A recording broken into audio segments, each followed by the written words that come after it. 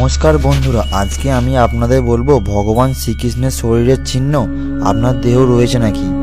হ্যাঁ বন্ধুরা, থাকলে আপনার সঙ্গে সঙ্গে কি হতে পারে সেটা আপনি অবশ্যই জেনে নেওয়া দরকার। এই ধরনের চিহ্ন যদি একজন ব্যক্তির শরীরে থাকে তবে তিনি অবশ্যই বিশ্বের সবথেকে সুখী লোক এবং সুস্থ এবং ধনী মানুষ হতে পারেন। আসুন জেনে নেওয়া যাক কি এমন জিনিস যেগুলো একজন সাধারণ মানুষের শরীরে থাকলে সে সুস্থ এবং সুখী এবং ধনী ব্যক্তি হতে পারেন। তো ভিডিওটি শুরু থেকে শেষ পর্যন্ত অবশ্যই দেখবেন, তাহলেই আপনি বুঝতে পারবেন। ভগবান শ্রীকৃষ্ণ একজন মহান বাগ্মী হিসাবে পরিচিত ছিলেন, যিনি বিশ্বকে প্রেম এবং কর্মের পাঠ শিখিয়েছিলেন।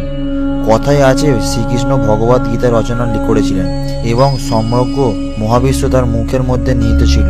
বিশ্বাস করা হয় যে ভগবান শ্রীকৃষ্ণের শরীরে কিছু বিশেষ চিহ্ন ছিল যেগুলো অত্যন্ত শুভ এবং মনে করা হয়। এই ধরনের চিহ্ন যদি একজন ব্যক্তির শরীরে থাকে তবে তিনি অবশ্যই বিশ্বের সবচেয়ে সুখী, সুস্থ এবং ধনী ব্যক্তি হতে পারে। তো আসুন দেখে নেওয়া যাক চিহ্নগুলি আপনার শরীরেও কোথাও কোথাও রয়েছে কিনা। প্রথম চিহ্ন, অর্ধচন্দ্র। কথায় আছে ভগবান শ্রীকৃষ্ণের পায়ের তলায় অর্ধচন্দ্রের চিহ্ন ছিল। এই অর্ধচন্দ্র ভগবান শিবের মাথায় সজ্জিত। কথায় আছে যাদের শরীরে অর্ধচন্দ্র থাকে তারা ক্যারিয়ারের দিক থেকে খুবই চূড়ান্ত সাফল্য পৌঁছায়। দ্বিতীয় চিহ্ন, শঙ্খ। শ্রীকৃষ্ণের পায়ের তলায় শঙ্খের মতো একটি চিহ্ন ছিল। ভগবান বিষ্ণুর এক হাতে একটি শঙ্খ ধারণ করেন, যার শব্দে অন্তরের আত্মা চেতনাকে জাগ্রত করে। শরীরের একটি শঙ্খের মতো চিহ্নকে জীবনের সাফল্য এবং সুখ এবং অশান্তির প্রতীক হিসাবে বিবেচনা করা হয়। তৃতীয় চিহ্নটি হলো মাছের মতো। শ্রীকৃষ্ণের হাতের তালুতে ও পায়ের মাছের মতো চিহ্ন ছিল। হিন্দু ধর্মে মাছকে ভগবান বিষ্ণুর অবতার হিসাবে বিবেচনা করা হয়।